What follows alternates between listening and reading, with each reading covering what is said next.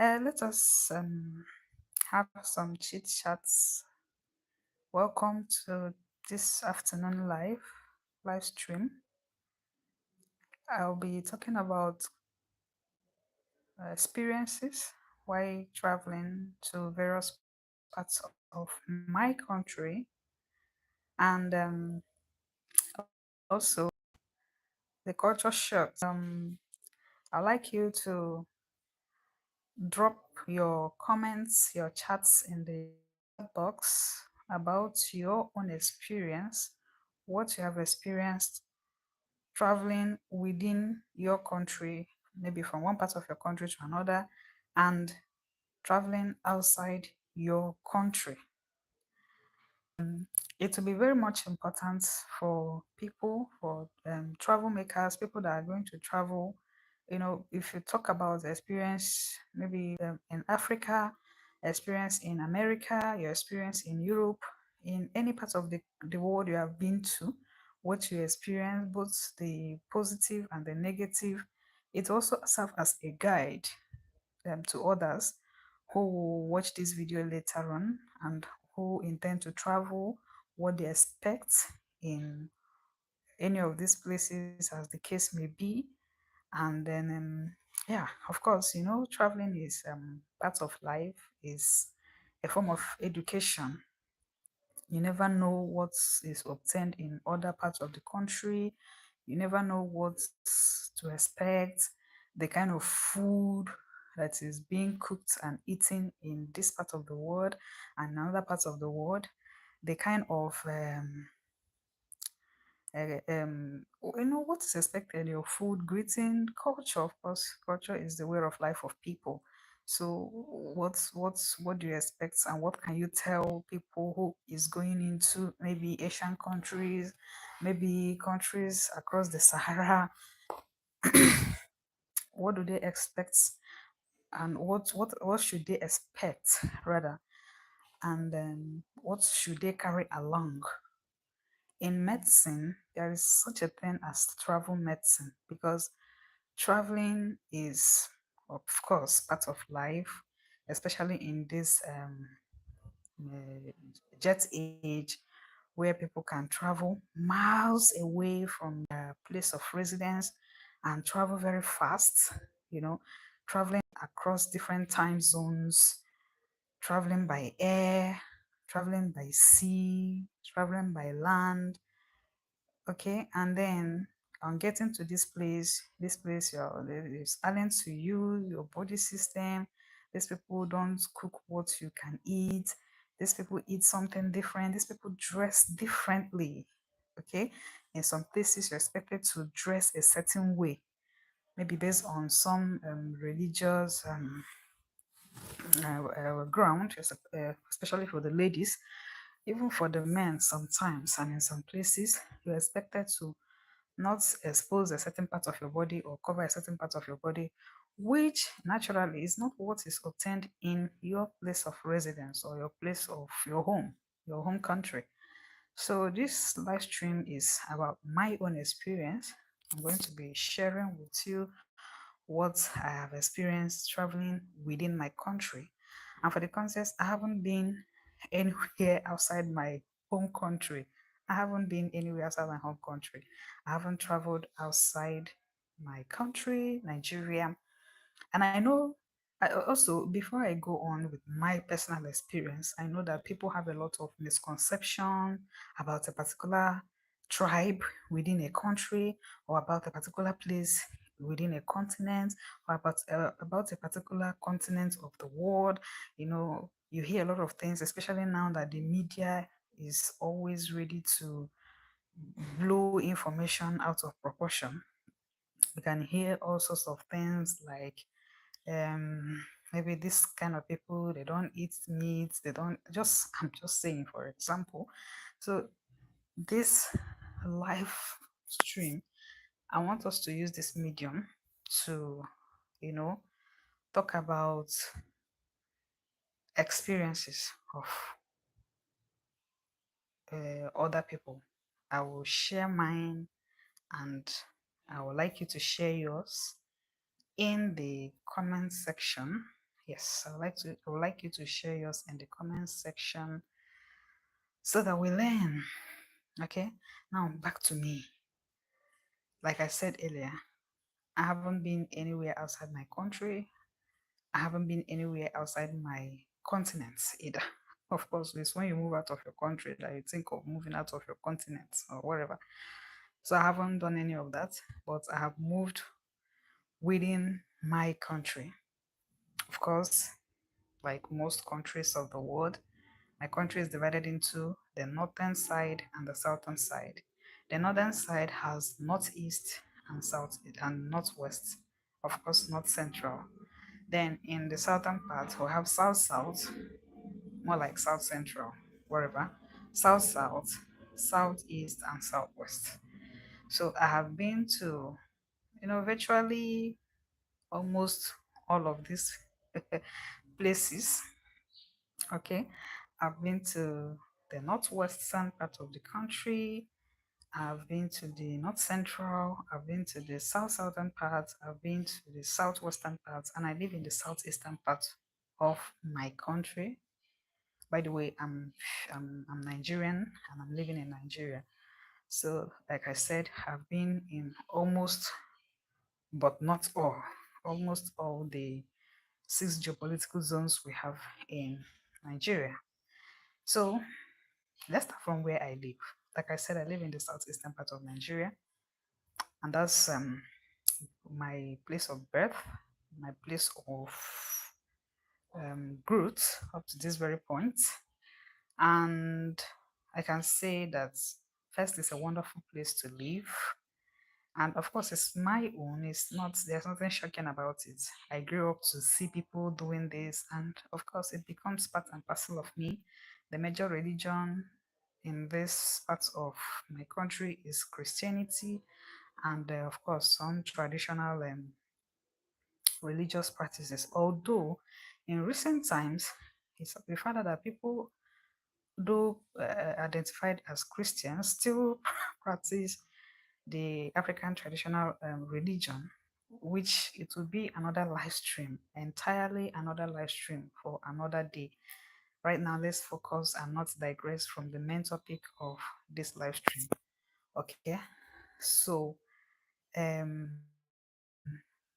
lot of people in my zone, they are Christians. The majority of the food is fufu, apple, cassava flour. It's made from fermented cassava. Of course, um, sorry, of course, the cassava is uprooted, peeled, and soaked for some days, allowing bacterial action to ferment it, and then sieved with a sieve. And the extract, the thick white extract, is further kept in a place so as to drain off the liquid, and then it is molded, cooked, pounded, and eaten with any brand of soup, egusi soup, uh, and all of that. Okay, now this is it. I've talked about our major food. Of course, there are other foods like rice, there are other foods like yam, there are other foods like gari. Gari is also another form of cassava where it is grated, dried, and sieved and fried. Okay, so that one has less calories. And another live stream, we're going to talk about food. Remember, my channel, if you go through the description of my channel, it's not just about prayers, it is about prayers, it is about lifestyle, it is about health, it is about wellness, it is about exercise, food, and all of that. Okay, so we're just exploring lifestyle. Culture is part of lifestyle. All right. So we're going to talk about that. And where was I? Okay. Culture in the southeastern part of Nigeria. The women don't wrap themselves all around. Okay. And of course, in this part of the world, we have accepted modernization and modern lifestyle more than some other parts of the country. And yeah, of course, Western education is practiced here. And then, yeah, that is just it. I mean, I'm talking about my place of residence, my place of birth. Now, moving on to the north, I spent 1 year in northern Nigeria. Yes. And one thing I noticed about the first culture shock I had in the north was the environment, the weather. The weather was extreme, especially around that time of December, January, during the Hamatan season in Nigeria, which may correspond to the UK now, to the uh, that snowy. I've forgotten. Oh my God, what do you call this snowy winter? Yes, to the winter period in developed countries or other countries like the temperate countries now, like the UK and all of those countries that experience no wind. This time we call it Hamatan. The Hamatan in the northern Nigeria is thick. I don't know how to describe it for you to understand. Like it is really, really on the harsh side, harsher than what you experience here, cooler than what you experience here. Those days I would just wear canvas with stockings and go to bed in the night to show you how cold it usually gets around that time. And I've just been wondering, how do people survive here? Like people actually around, go about their day as if nothing is happening, as if there is no problem.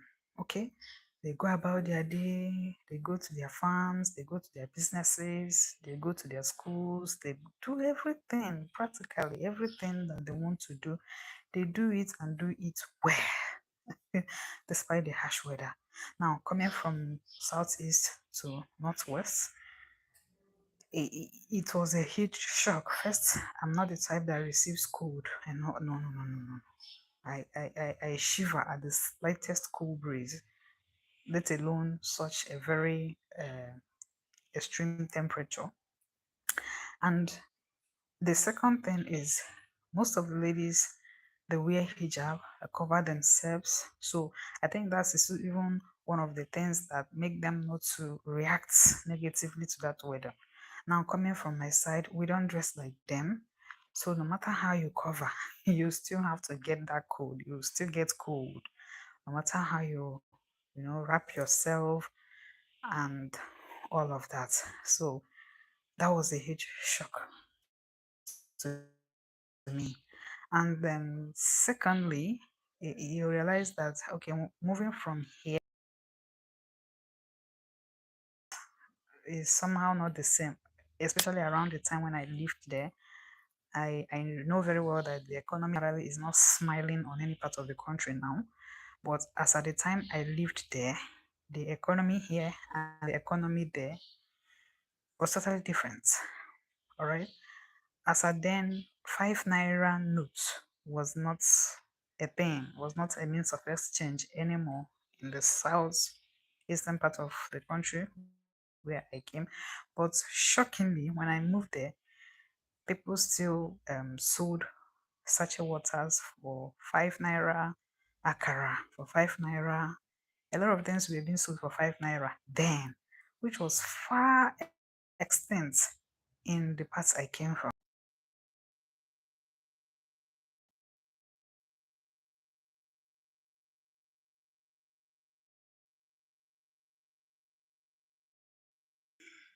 Sorry about the break.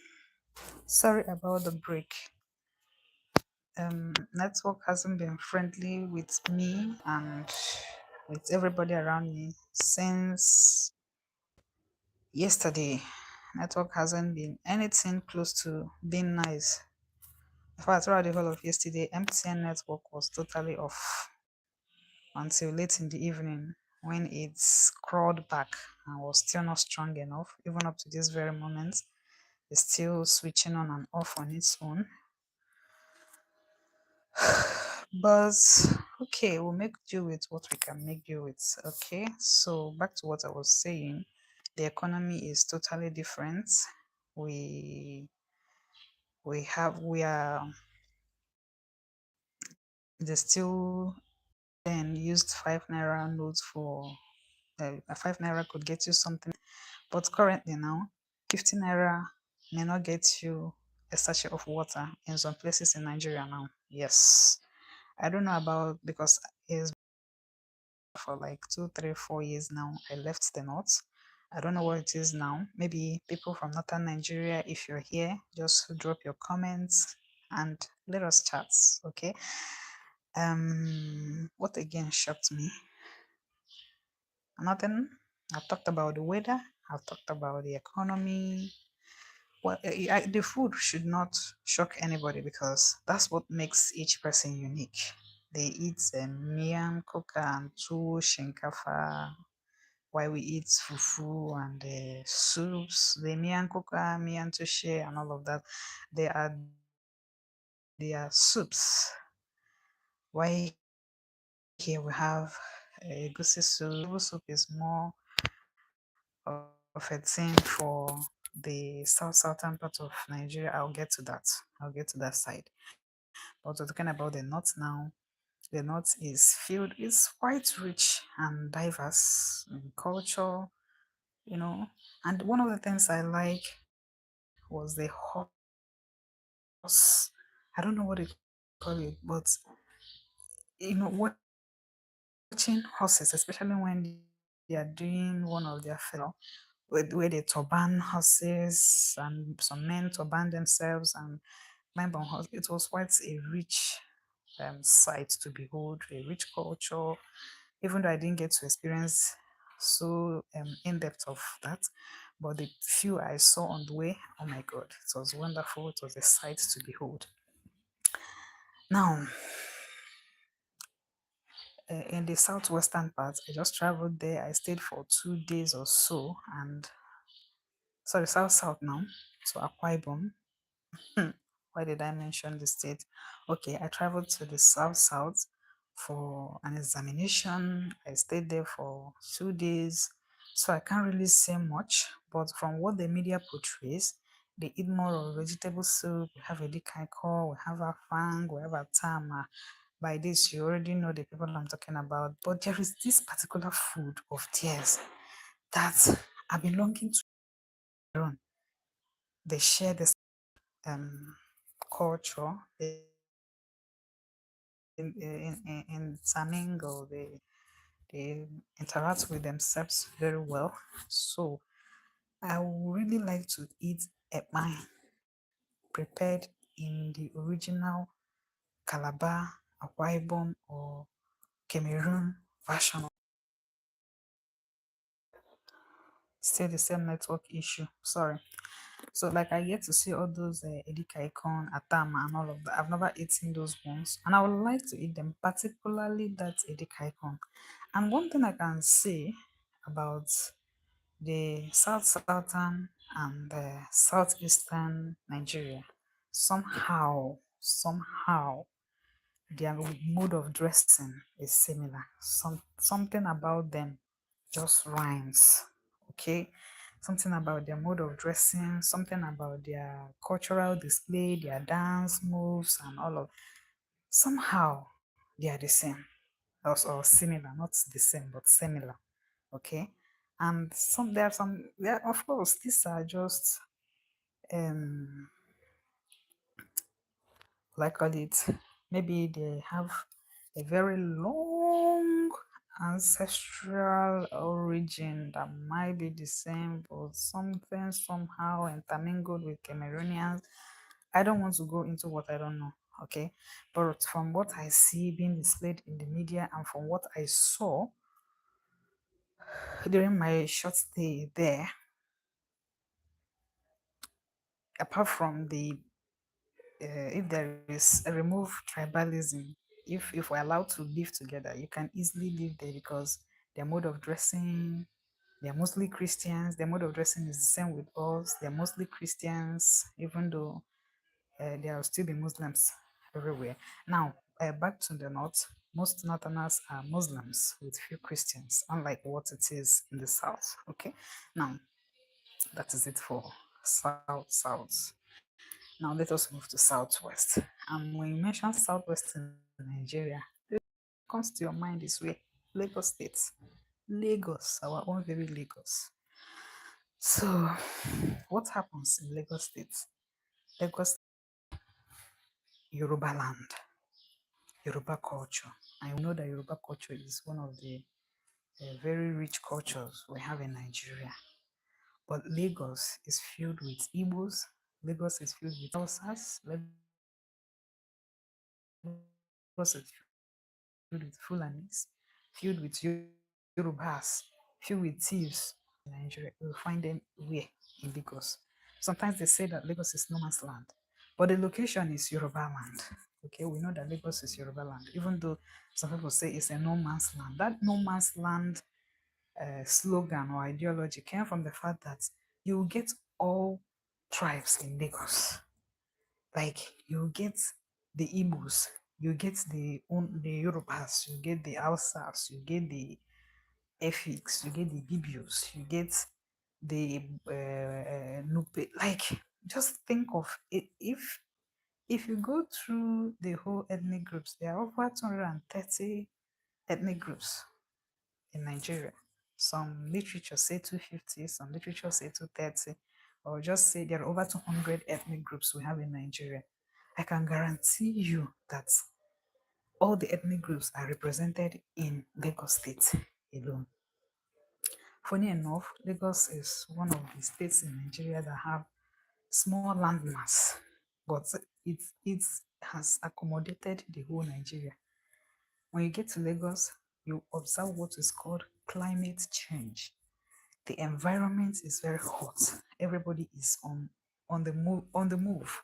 Nobody is stopping for anybody. Nobody is stopping for anybody. Everybody is busy. There are factories everywhere. There are churches everywhere, schools everywhere. Of course, that's where the border, where major border is. You know, Apapa Seaport is in Lagos.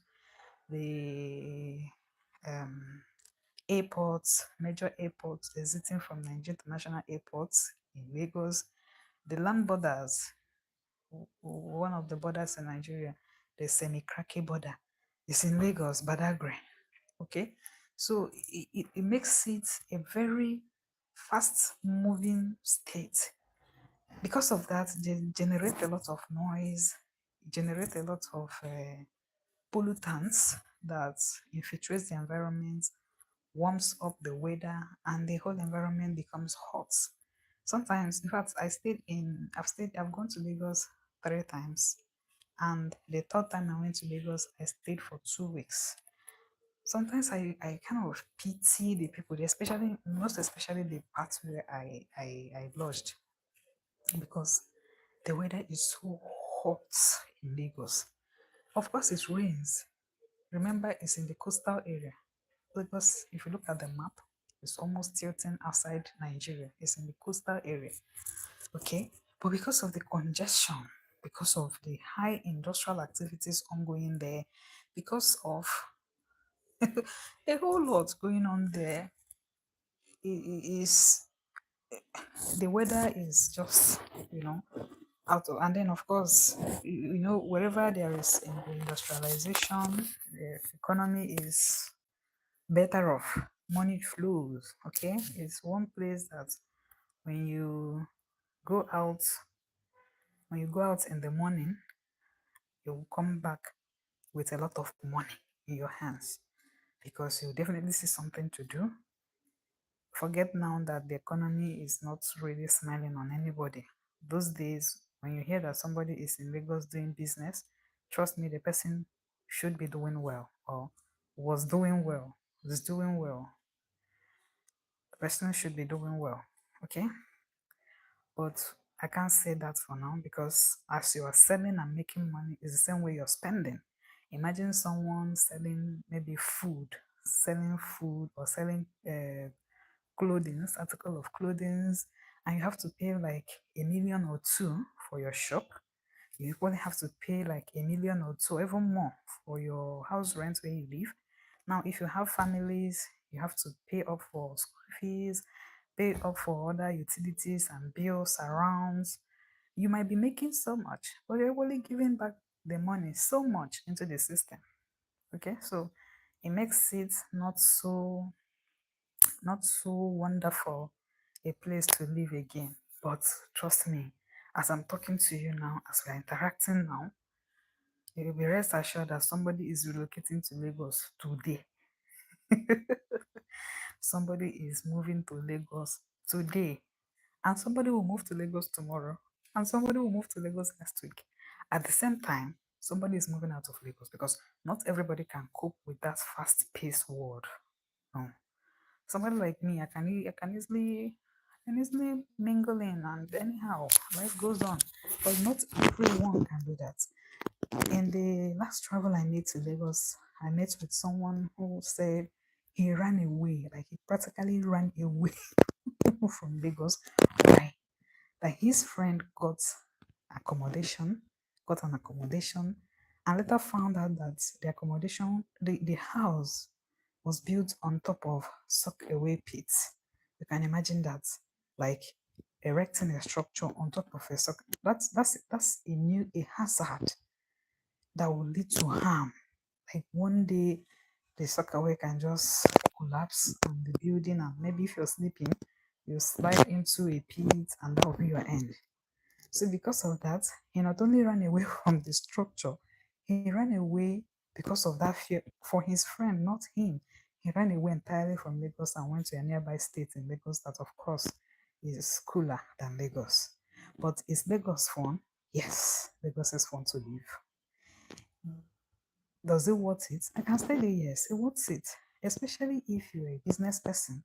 It's the business hub of Nigeria. So whatever you're doing, you will see the end result of what you're doing. You're not going to just be it's not like maybe where I stay now, where you can come out in the morning and stay up until evening and nobody tells you how much are you selling. No, no, no, no. It may not be so wonderful for career jobs because to them it's a disadvantage. You are given a time to come to work. You are given a certain payment. You can't make profit beyond your payments unless if you try to be a criminal. Okay, you have to go home at a certain time so that you wake up at a certain. It may not be so wonderful for those people, for career people, for professionals, but it is so good for businesses and skilled jobs. Okay, for doctors, nurses, and the other health profit is so good because you have the population of patients. Okay, patients are there, you see patients, and at the end of the day, you make money.